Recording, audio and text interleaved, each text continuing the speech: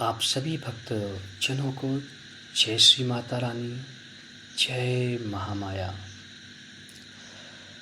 आज आप सभी भक्तजनों को श्रीमद् भागवत गीता के 8वें अध्याय का महात्म्य बतलाता हूँ।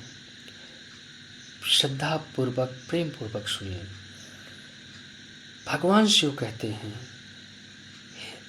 देवी अब 8वें अध्याय का महात्म्य सुनो। उसके सुनने से तुम्हें बड़ी प्रसन्नता होगी। लक्ष्मी जी के पूछने पर भगवान विष्णु ने उन्हें इस प्रकार 8वें अध्याय का महात्म्य बतलाया था। दक्षिण में आमरदकपुर नामक एक प्रसिद्ध नगर है।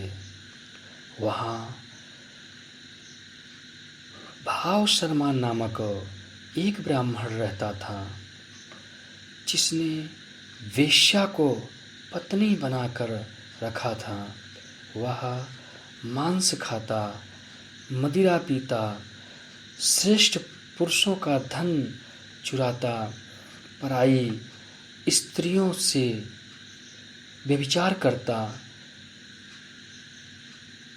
और पराई स्त्रियों पर कुदृष्टि डालता,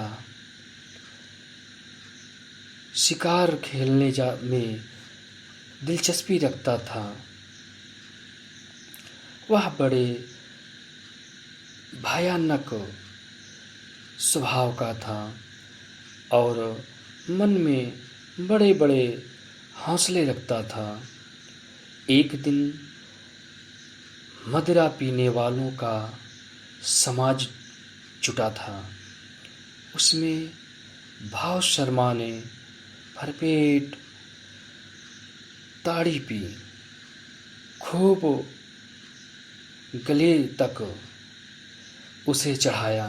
अतः अजीर्ण से अत्यंत पीड़ित होकर वह पापात्मा कालवश मर गया और बहुत बड़ा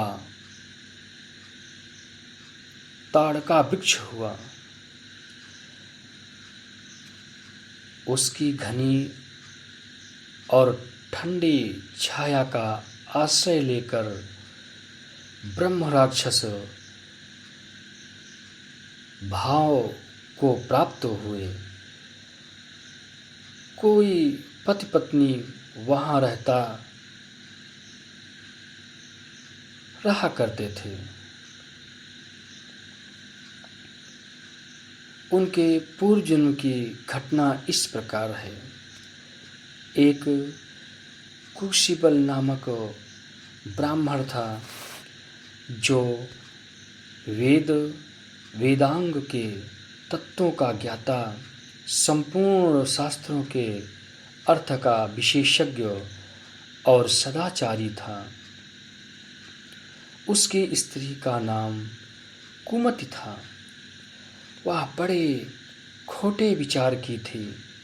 वह ब्राह्मण विद्वान होने पर भी अत्यंत लोभवश अपनी स्त्री के साथ प्रतिदिन भैंस, कालपुरुष और घोड़े आदि बड़े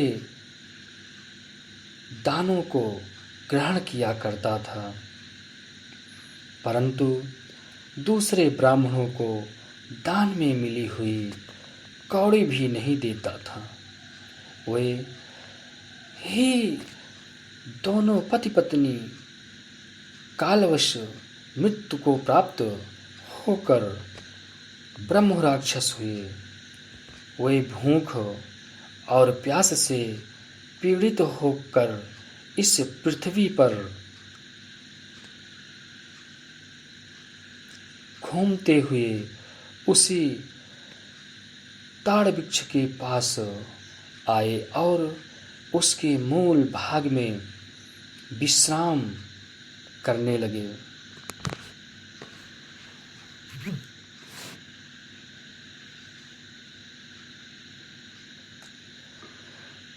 इसके बाद पत्नी ने पति से पूछा, नाथ, हम लोगों का यह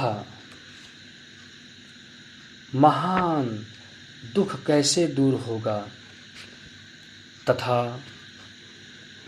इस ब्रह्म राक्षस योनि से किस प्रकार हम दोनों की मुक्ति होगी। तब उस ब्राह्मण ने कहा, ब्रह्म विद्या के उपदेश,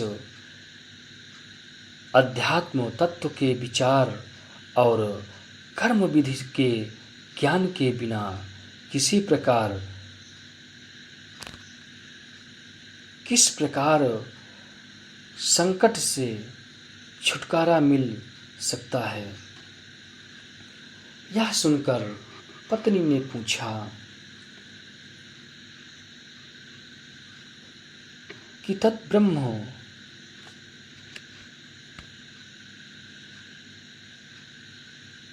किम ध्यानमं, किम तद्ब्रह्म किम ध्यात्मन्, किम कर्म पुरुषोत्तमम्।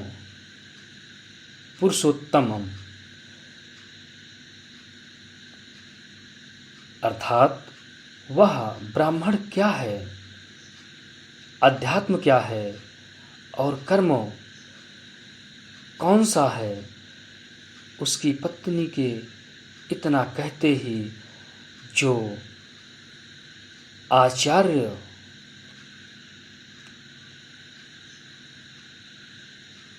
अथवा आश्चर्य की घटना घटित हुई, उसको सुनो।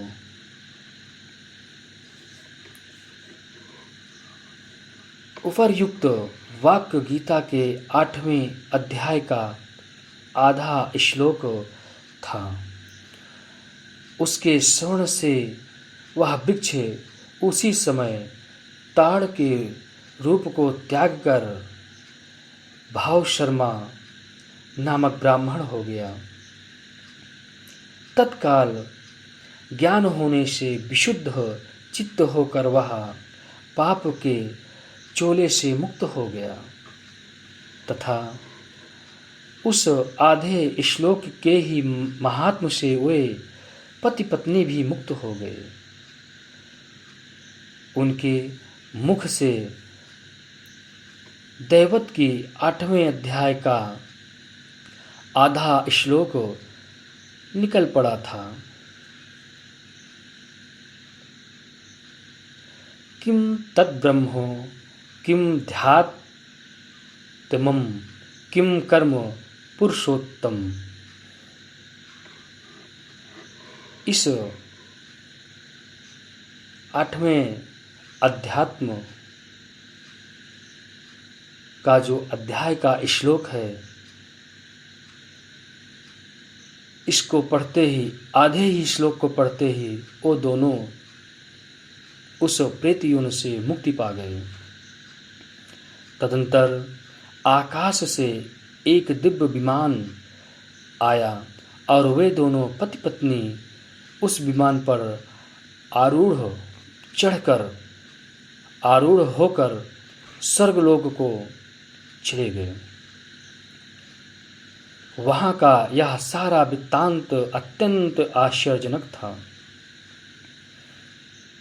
उसके बाद उस बुद्धिमान ब्राह्मण भाव शर्मा ने आदरपूर्वक उस आधे श्लोक को लिखा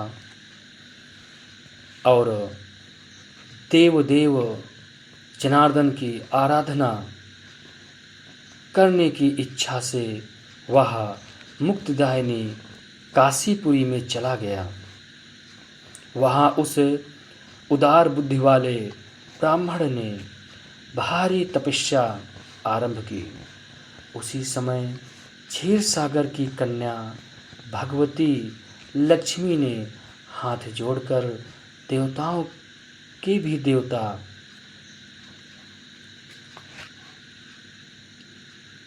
जगतपति जनार्दन से पूछा, हे नाथ, आप सहसा नींद त्याग कर खड़े क्यों हो गए?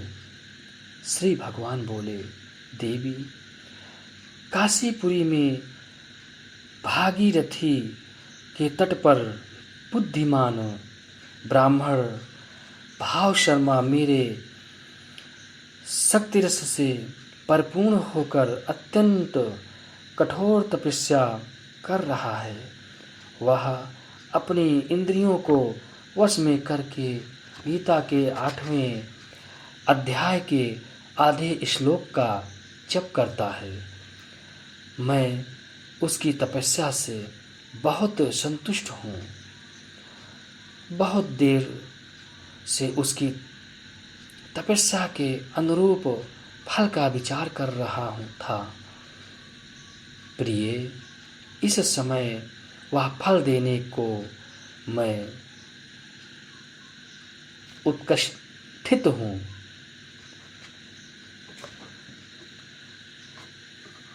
पार्वती जी ने पूछा, भगवान, श्री हरि सदा प्रसन्न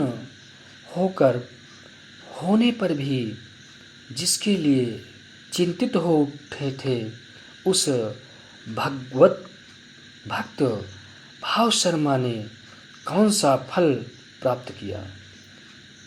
श्री महादेव जी बोले, देवी, द्विज श्रेष्ठ भाव शर्मा प्रसन्न हुए। भगवान विष्णु के प्रसाद को पाकर आत्यंतिक सुख जिसे मोक्ष कहा गया है, आत्यंतिक सुख जिसे मोक्ष कहा गया है को प्राप्त हुआ तथा उसके अनेक वंशज भी जो नरक यातना में पड़े थे, उसी के शुद्ध कर्म से भगवत धाम को प्राप्त हुए। पार्वती